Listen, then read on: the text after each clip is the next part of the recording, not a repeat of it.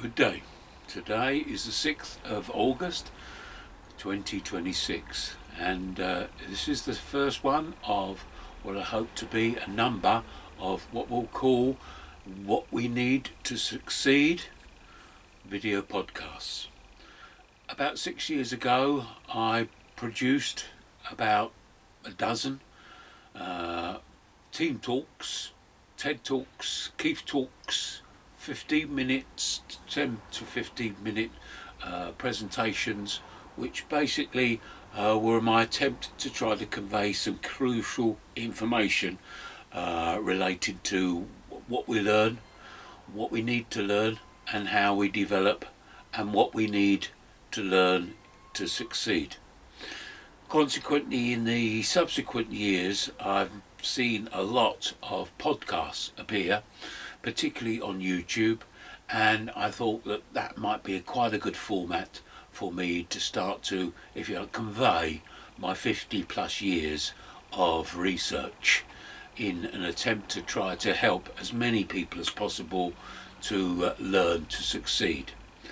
I'm going to begin with a book that I wrote 2 or 3 years ago, which is called We Are What We Learn, and you will see the headline there, and basically the rationale behind that book was a summary of what I'd tried to attain in my 50 plus years of research into development. I suppose if somebody was to ask me, and I'm now 74, what my main focus in my life has been, I've been a teacher, I've been a parent, and I've been a husband twice, but I would consider that the most important role that I've fulfilled in my life has been to try to help everyone learn to succeed. And I've been particularly focused upon the development of people. And so that question that you see in front of you, have you ever wondered why you are the person that you become? I can answer that question, I think, comfortably now at the age of 74, following 50 plus years of research into it, that by and large 90+% of it is having the learning opportunities and making use of them to develop into the person that we are.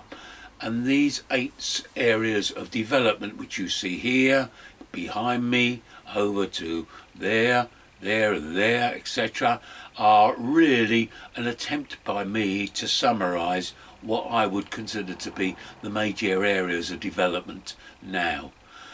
This has come about from a huge amount of research, both personally, various experiments I've carried out, particularly as a teacher and as a parent, but also in my own lives, but most importantly perhaps in looking at the huge amount of research out there and evidence, I think, in numerous areas to focus upon what we are developing and how we develop.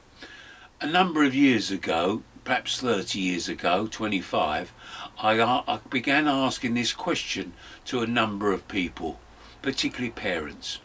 What do we really need to learn to achieve good health, well-being, life chances? The response to that was, oh, that's a good question. Never really thought about that, which is a great shame. And you will see, if you look at, say, the 10 Keith talks that I've produced, they very much focus upon answering that question in various ways and in various areas.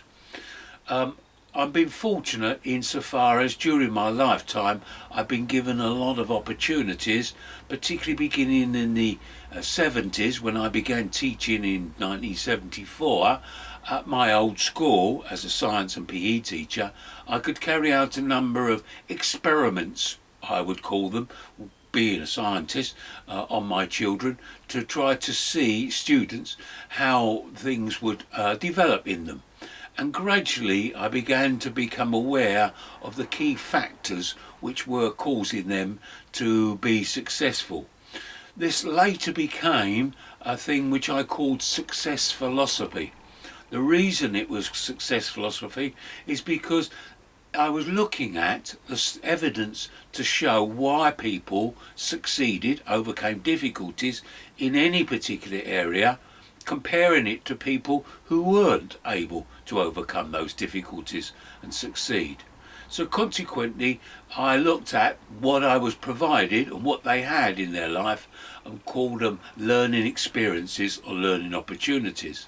And so gradually I managed to convey that this was the crucial part of what we should be as teachers, as parents, as anybody who looks after other people and looks after ourselves.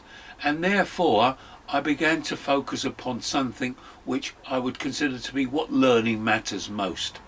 And the words personality and character from ancient Greece came to mind and is now being used quite regularly.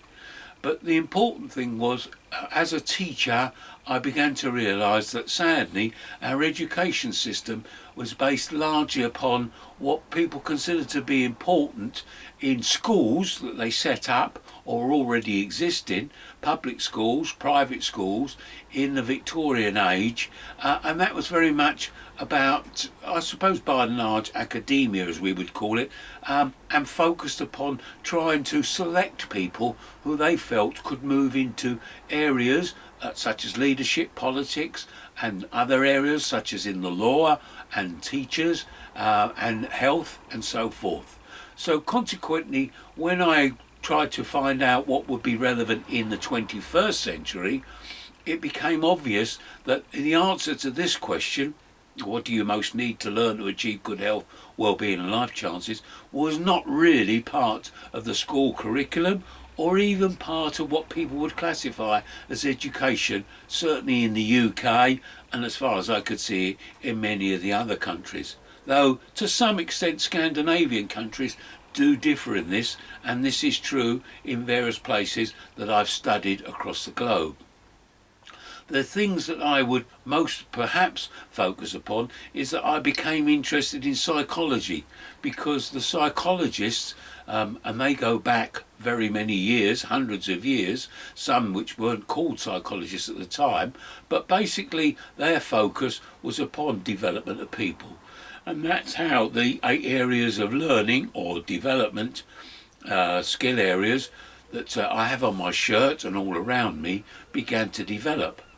In recent years, we'll say in recent years is probably the last 30 plus years, there's been much more video evidence, and I would classify this certainly insofar as the development of the internet has helped immensely to try to expand and convey to other people really what matters.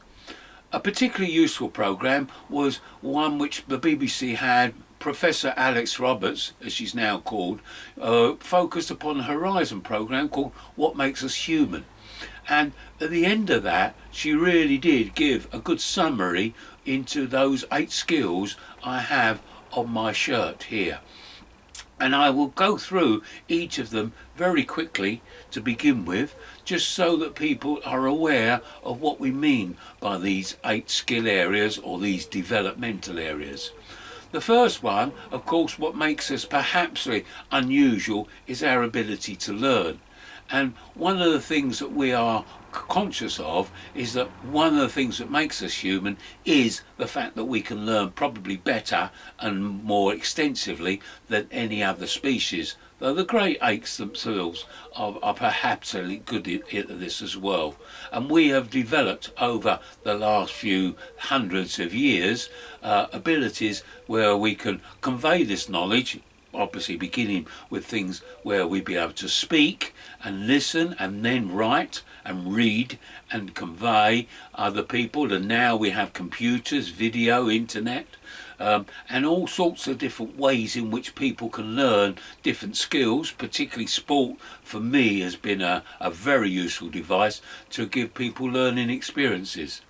So consequently, when we look at the development of babies, we are now able to see how they have come out as what I would classify as learning machines, and their ability to learn is staggering. I now have 11 grandchildren, and it's an absolute joy for me to watch my youngest, who are relatively under the age of 12, I think the six and some of them, they are able to learn incredibly well, provided you give them the opportunity. And the opportunity begins with the parenting in the early years and their communication. They pick up information so well. We now have so many ways of communicating. People neglect the fact that when the babies come out, they are really reliant upon the adults, particularly the mothers, who are breastfeeding them, hopefully, speaking to them, and more importantly, if they've got eyesight, they can actually see various gestures and listen and hear different tones. So the facial expressions, the body language, the touch, and their ability to listen are absolutely remarkable in the early years, and we now know that that's very important when we first have young children. And we must try to do as much as we can in those early days, weeks, months of those young babies in order to try to develop those skills and being able to pick up lots of information. Later on, we help them to learn how to perhaps listen carefully, concentrate, because when they're born they're not able to concentrate. This is not something we automatically have, but learning to concentrate well is now becoming an issue because often there are so many distractions.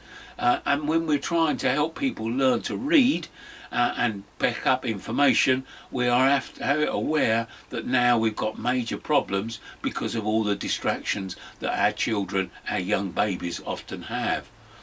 The idea of cognition is basically about thinking and understanding rationale thoughts, and you'll see behind me being able to make good long-term strategic decisions and understand information.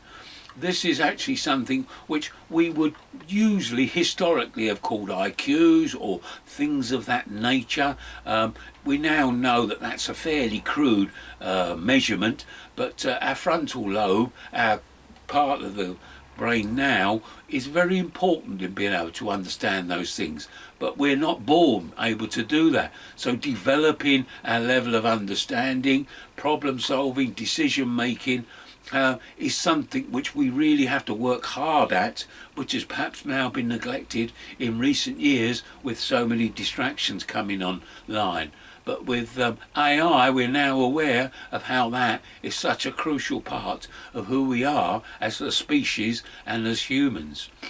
Unfortunately, our academic focus has probably superseded much of what we would consider to be important in that, and exams which were used extensively from the Victorian era onwards, particularly in maths, and science to some extent, has been perhaps used as almost the sole measurement of what we would consider to be intelligence. Now we are well aware that that's fundamentally flawed, and unfortunately we still rely hugely on exam results, despite the fact that we now know that they aren't particularly effective in measuring the things that really matter, i.e. the things on the shirt here. And therefore, when we look at the people who are perhaps good in this area, we realise that we're perhaps talking in terms of what traditionally we would have considered to have been intelligent people, but the term common sense, which really means a level of understanding that we'd expect most people to have, no longer seems to apply, because we have such a wide range of people and a wide range of development that, to be perfectly honest, it's not easy to see what most people would consider to be common. So therefore, it's perhaps the term common sense has become a word which to some extent has very difficult to define and perhaps has a very varied understanding. Stop there for a moment.